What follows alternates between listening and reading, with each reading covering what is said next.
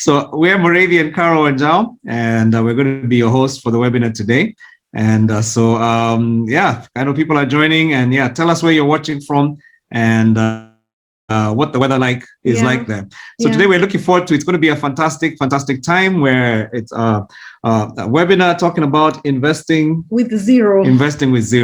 And we're going to be talking about what that is. I'd love to hear. I mean, we're going to even be asking that question in a sec, what that means for you and what made you join up. What about that title made you join up? So we're going to be, so basically the way the agenda is going to be is we'll have, we'll hear a couple of stories from a couple of different people. And then we'll just talk a bit about what this Couples and Money Forum is about. And then we're going to dive right into investing with zero. So it's going to be a really good time. I'm glad you're here. If your significant other is watching with you, even better. If they are not with you, but they have a link and they can watch from wherever they are. This is the kind of stuff you want to learn together, because that's how we grow together. And we do a couple of things. Before I introduce our speaker real quick, I'll just mention a bit about our vision. Just so that you understand why we're talking about the things we're talking about. Our vision is to raise an army of families who are financially free to pursue God's purpose together. So that's kind of what we say that we do. We're not just a class. Yes, we have a class called Couples and Money, but our purpose is through that to raise families, supporting each other, creating financial freedom, because we believe that every family has a joint purpose. There's a reason why God brought you and your spouse together. And when you discover it and begin to unlock it, and you have the resources to unlock it, then you can actually change the world. You can change your country. You can change your industry or your neighborhood. And so our vision is to raise 1,000 Kingdom Dollar millionaires who are driving God's agenda for our society by 2031. So that's what we're working towards together. How do we do it? So we're not just talking about it. We work through three areas. The three steps: mindset transformation, which means that we begin to help you to think right. You cannot change the world together with your spouse if you're not thinking together. Your minds are not aligned. And so that's what Couples and Money does, as well as seminars like this, which are for the community, but also we invite our friends into. Then we grow the community. So we have quite a lot of the people in the class actually have, both the couples who've talked today have actually facilitated a class, and actually multiple classes. And what we do is we know that as we share with others, we also grow ourselves. So you're going to find that the people who are facilitating the class are not, they're not theoreticians, they're not classroom teachers. They're people who've gone through the transformation and they're sharing their own transformation journey with you. And then thirdly, we create infrastructure. And part of the infrastructure includes things like our market, our SOCO, we have our funds, with different things. We do business networking. We're building a foundation together. So these are just some of the things that we do at Couples and Money. We see ourselves as passionate freedom fighters to usher in financial freedom for many. So I want to just share that so that you know who this community is. And so that when you, when you hear Alex speak, you're going to be understanding a little bit about who this community is and what their big agenda is. So without further ado, we want to get into our talk for today. We're going to be talking about investing with zero. And I don't know what that means for you. If you're able to put in the chat, anybody, I'd love to hear from you guys, even as we're introducing our speaker. What's something you'd like to learn today? What does investing with zero mean for you? What made you take on this? I think our speaker would also want to see that, because it's going to help him as he starts. So maybe an expectation or something you're hoping to learn today as we start. That would be really, really fantastic. So we'd like to introduce Alex Rurii. Alex actually did Couples and Money. Yes. He and his wife Vera. So maybe he can start by telling us, how that has benefited them together as a couple. But much more than that, he's the CEO of Moran Capital. Moran Capital are investment advisors. And I think he's going to, I think he's going to explain to us a little bit more about what that means. But he and his wife, Vera, are just an amazing couple who we have really just come to enjoy. I think our values are aligned as far as, helping people attain financial freedom. So without... So he runs Moran Capital along with his wife. That's the other thing that we love about this couple, because we believe in couples and money. It's not just one person thriving, it's together. So they've kind of figured out this thing. I'm sure it's not easy. We say that this is not something you try at home without some help. So they've been running a business successfully for a while, but not apart from that, they're helping many families to grow their wealth together, and they are partners with our community here, and they've given financial advice to many of our couples. So I'm going to say, so if you can see Stephen Moravi, Alex said, we want to know how we can make money without money, without capital. I think that's an expectation from him. And so if you want to just write anything else you'd like Alex to speak about today, please mention that. If you're interested in the class, please check. There's a sign up there. There's a link there. You can just click on that to sign up. And then Dr. Louis and Jackie, Dr. Louis and Dr. Jackie, then their contacts are there for business coaching. And I just want to really recommend both couples as people of integrity and as just people I really, we value them as part of our community. So Alex, hey, this is your time. Tell us a bit about yourself and maybe then just launch into investing with zero. We're all hungry to learn. Let me also say that the Q&A, you're going to notice, apart from the chat place, chat is just for chat, but there's a Q&A section. If you click the Q&A button as Alex is speaking, you'll be able to ask questions that are connected with what he's saying or with anything else about couples and money you'd like to learn. So feel free to use the Q&A button that are specifically for stuff to do with the talk that you'd like us to respond, you'd like him to respond to. So Alex, you can see a few other people. Isaiah is saying we want to learn about different investment options, how to understand that without money we can build investment. Catherine says resetting foundations and thoughts around money. Renson says looking forward to getting business ideas started without the ideal capital on paper. So I think you can see kind of where the community is leaning to. So Alex, karibu sana, welcome. Asante sana, Pastor M. I hope audible, clear. And yes, Limuru is freezing. So, but what's new there? Look at me. There's nothing new there. Even in January, Limuru is freezing. Yeah, so I'm just sharing just to be in the group, just to, join the other guys who were saying it's cold, but standard, operation procedure here. And it's great. It's great to really just see you guys, to be on this in this morning. It reminds me a lot of when I was reflecting of today's conversation, my small story with the Mtumba business there.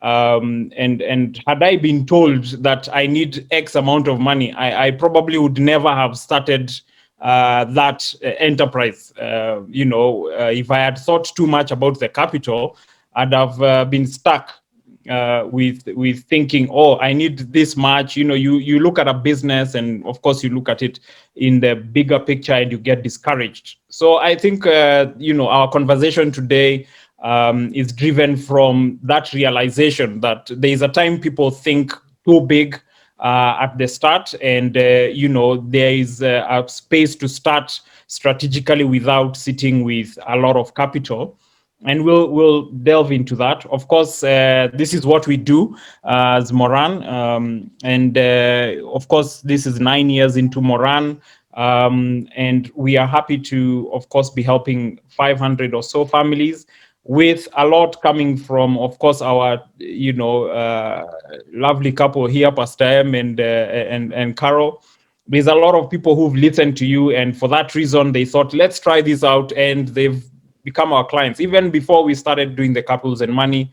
And we see the journey people have taken, because I remember we started this journey with you purely because our situation in the marriage environment was suffering heavily. And, while we were experts in money, we were having marital problems and came to you. And that dealing with an expert who knew what to do in our marriage scenario really told me that there are spheres which I might be an expert in finance, but not an expert in how to manage money with my wife. and that helped us a lot. So taking that and blending it with, of course, our expertise, we've studied finance, we've done this over 20 years. My background, of course, in accounting and finance, working with leading institutions, banks, fund managers, insurance companies. My wife, Vera, having done actuarial science, she must be watching somewhere separately. That experience was something we brought together, and today, it's firing up. I mean, we have clients, we see them succeeding. It's the most satisfying experience, because you see people transformed, because their marriages are transformed. They have clarity over what they are doing with their finances, and the friction reduces drastically. You saw the scenario. So thank you for the opportunity, Pastor M and Pastor Carol. And partnering with you as Moran is a breeze, a very, very good breeze, because we are aligned. And even when the couples come to us, we are all aligned. We understand what we are doing. It's a kingdom purpose. I keep saying, even though you dropped $1 billion in my office, I'd still be in the office on Monday doing what I'm doing now. So it wouldn't change what I'm doing, because we love what we are doing. So that's a bit about myself. And today, the conversation obviously rotates around that foundation of where do we start, and especially sitting with nothing. I started out with nothing, or the zero. What is this zero? So if I can share something on screen, maybe Pastor M, you can I can share something on screen.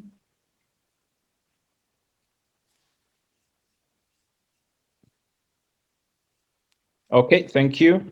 I'd like to just share something, and we'll be able to go through very quickly. I will not take too much time, so that we can just get a background as to what that whole story is. When we are having this conversation with Pastor Carol, we knew there will be a question of what do you mean by zero? So let me just go into that discussion. So our discussion today is about investing with zero. And essentially it means starting at the bottom in a way. But what is this starting at the bottom? It's not that I don't have money. It could be that I don't have money, or it could be that I don't have the experience. So the things that we have considered, just like my friend here, I'm sure most of you must have said, what do you mean investing with zero? Like where did you get the idea that you can invest with zero? What kind of thought process have you gone through to, so we're saying, I'm sure most of you will be looking for what rabbit will we be pulling out of the bag. But just to tell you that obviously we are very sane when we say that. And, it's a question of your strategy as to how you get into investments. A lot of times the discussion on investments sounds very complicated, and most people give up. And they don't even want to try. They don't want to start. Even when they have capital, they don't want to start because they feel, it's a space which I don't know anything about, and I feel it is out of the sphere of my expertise. Now, there's obviously this here, which is what the market will tell you about. Bear and bull, dove, and markets describing things about how the market is performing. You've got to keep up with it, and those kind of things. Even when you're going into business, there's so many issues one has to think about, such that they can discourage you from getting into the business. Instead of looking at, and what we are doing here is, how do you simply get into the market without being overburdened by this jargon that is thrown into the market? Of course, you're not going to go counter-intuitive, but what other ways, or what should I know in order to be able to get into that space, not just tracking the markets? You can imagine Louis there, Dr. Louis, or Tom and Lorraine. They have their business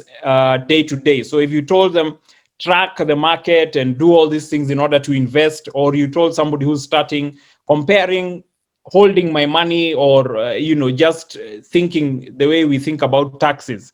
If we pay the taxes, it will all be stolen, so let's not pay. That's what some people will think. So if it's investments, people will think, since we invest and it tends to be lost, we'll not do it, or it sounds complicated. So just thinking around, how do we do it simply? So the key ingredients we need, obviously, we will need some money at some point, but it's not the first thing you need.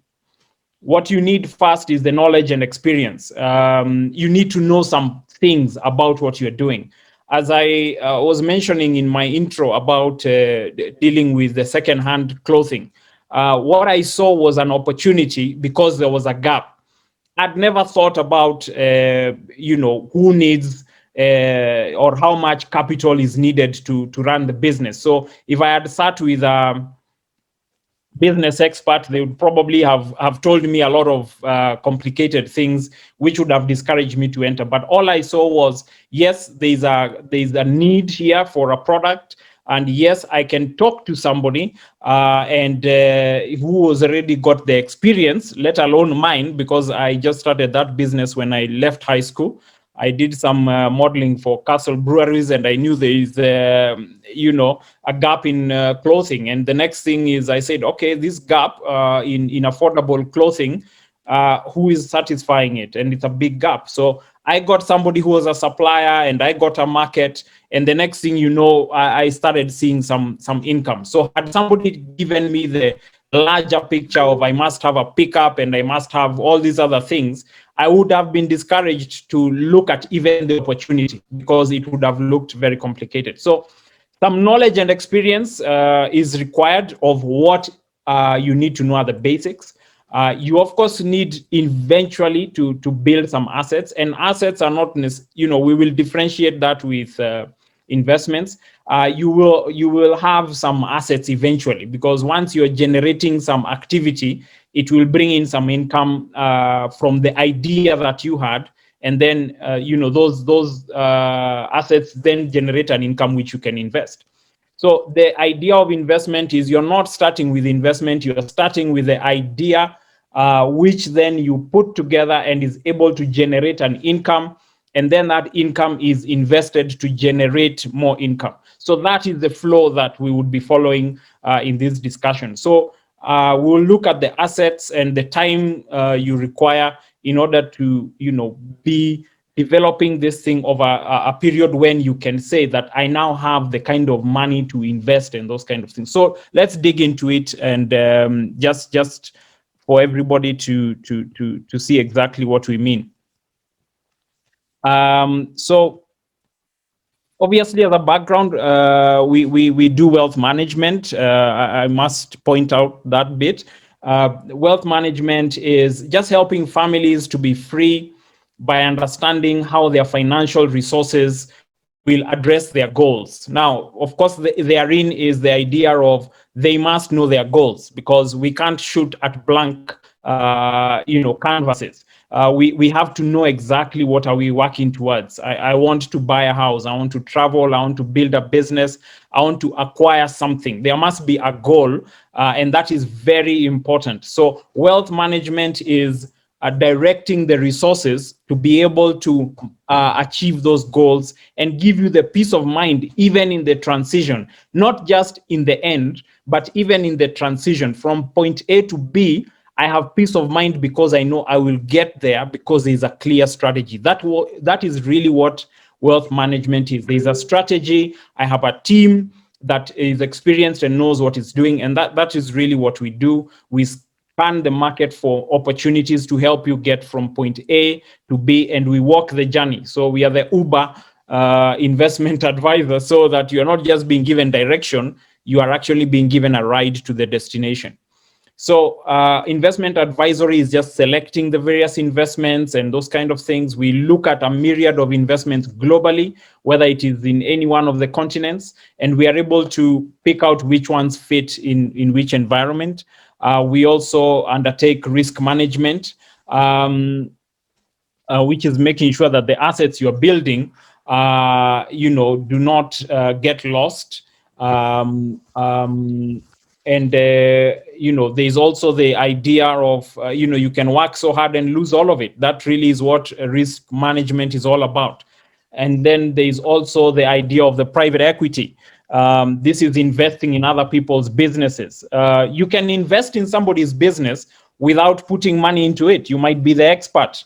I've been looking for somebody to do some technology development in my business. And I had a conversation with him, and I told him, listen, you are the expert. I'm giving you some shares in the business, and you convert the idea of creating this technology, and we pay. So he's investing in our business without putting a penny on the table.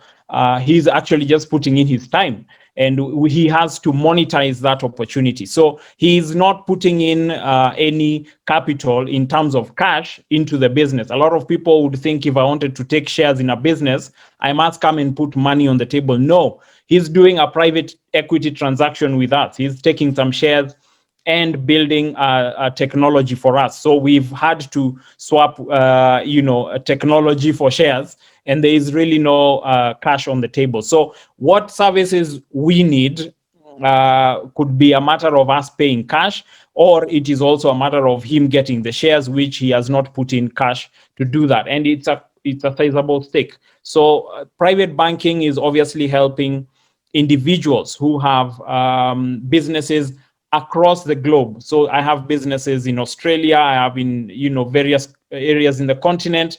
I don't need 10 banks. Can I have one that is able to sort out all my operations in the various areas? So we are able to consolidate for our clients to be able to have that opportunity. I'll not belabor that point. Of course, at the end, if we want to have a conversation, we'll do that. So in there, you can hear I've dropped the idea of what it means to possibly invest even with zero.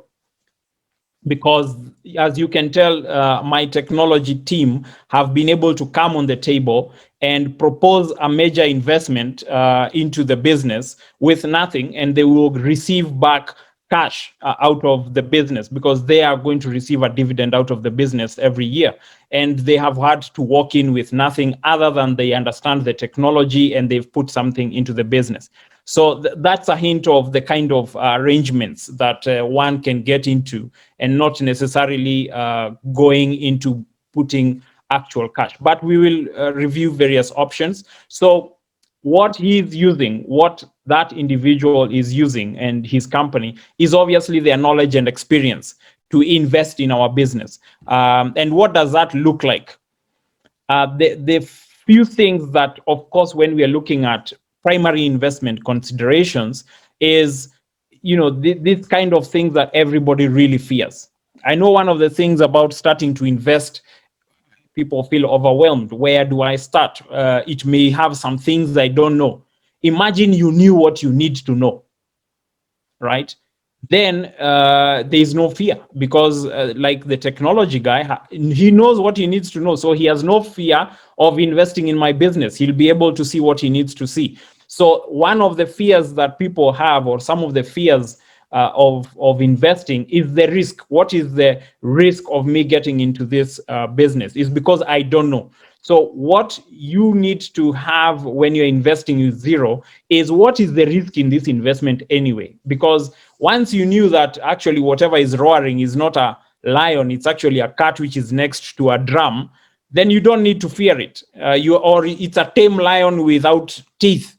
You don't need to fear it. It's a pet which would actually love you. You don't need to fear it. So a lot of times people fear investing, or start investing, or think of investing because they think investing is risky. So what do we look for? What should you look for? You're looking for a growing market and regulation which is tangible. Let me explain. If you have a great opportunity in a market, if you want to invest in an opportunity, but the market is shrinking, then that's something you don't want to invest in right from the start. So you've got to be very careful. When we are looking for investments, we have to look at the market. Is it a growing market? Because whatever little I will find and put there, if it's a growing market, it will grow my portfolio. That's investments grow because, you know, the portfolio is growing. It has customers. It has, you know, demand. Is it a continent which is growing, or is it a continent which is shrinking? Is that a business which is growing? Is it a technology business? Is it a FMCG, you know, fast moving consumer goods? Which market is this? So that we could be investing and the guys are the best, but then the market is collapsing. That market they're in is shrinking. Do you want to invest there? It's a question. You've got to look at a market which is big and growing. You want to look at regulation. Regulation is either direct. So even if you're going to put something small, so expecting it to grow big, you're looking at the regulation. If you look on the left of the screen there are things I've written there. Number 9, you can see KIPI, industrial property rights, which means maybe I have a small amount to invest in a business which is protected for trademark and, you know, that kind of thing. So even though I had an idea and not the cash, that idea should be protected by the authority. So it's regulated. So even though I put an idea together, you know the fights of Safaricom's M-Pesa. We don't really know the full picture, but the background, you understand it. Whereas a young man put together the idea of M-Pesa. And because it was an idea, there's an argument as to, oh, you can't be the only one who has an idea. But the guy would have monetized that idea had he first gone to KIPI. Assuming that scenario as it's described is correct, that he came up with the idea, he'd have monetized that idea had it been well regulated. Had he gone to KIPI and gotten it trademarked and protected it, he'd have put no money into it. It was an idea, but today he'd be sitting on billions, right? So he'd have invested in Safaricom and he'd have gotten billions. So you must look at regulation. Is your idea something that can be protected? If we put money here, you know, expecting we are going to grow, and then a guy comes and copies our idea, you know, it won't happen. Even though it is an idea which I had not put money, but I shared with somebody, it will not work. And you know, these are things which are very common in the country. The other thing we are looking at, of course, on the left there, at the bottom, you will see that there are other kind of ways of checking regulation. While you go to the investment market, you want to get in, you are fearing, should I get in? Of course, there's a central bank who regulates, you know, banks. There's the Capital Markets Authority, which regulates fund managers. But in the event you want to get into an investment, at the very least, or you want to protect it because you have put in your own skills, what other kind of things can be protected? You can have ideas, and then you make sure that you know, you've checked that the people who are in there or the people you are going to partner with are also regulated in terms of they fall under one of these kind of regulators. Could be the CFA, Chartered Financial Analysts, could be ISPAC, which is for the accountants, could be you know, the Financial Conduct Authority. You want to check, how are these people regulated? How will I protect my investment? Because if I put those people, they are experts, they'll not mess my business. These are the things that you can partner with people who have these skills, and you are able to protect an idea or be sure that whoever is in there meets the standard, that wherever you have packaged your idea, you take it to sell it, you will have people wanting to buy it because it meets the quality aspects that people are looking for. The people inside there are people who are regulated and should be trusted for what they are doing. So whenever we are looking at opportunities, we are looking not only at the global aspect of the market itself and the regulation at the, you know, global level, but internally, the governance, the people who work there, are they regulated people? So that I know if there is a problem, I can call on their ethics based on the industry which they are in. The other things which are about risk are obviously the structure and access of the investment.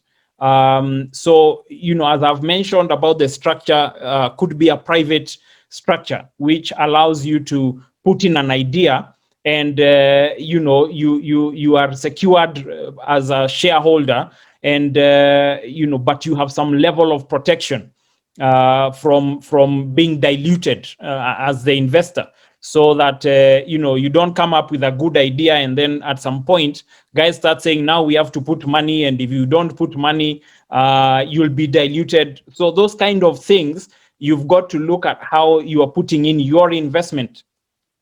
So if you are putting in your knowledge, your time, and then at some point guys want to play a game about whether you're putting money, you've got to be sure, how have we structured this deal?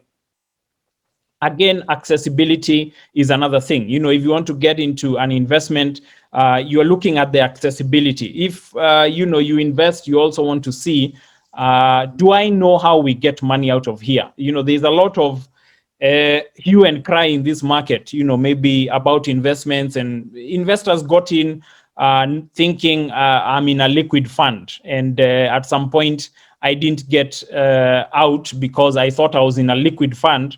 And then maybe you'll be told you should have read the terms and conditions to understand that it was liquid in a certain environment.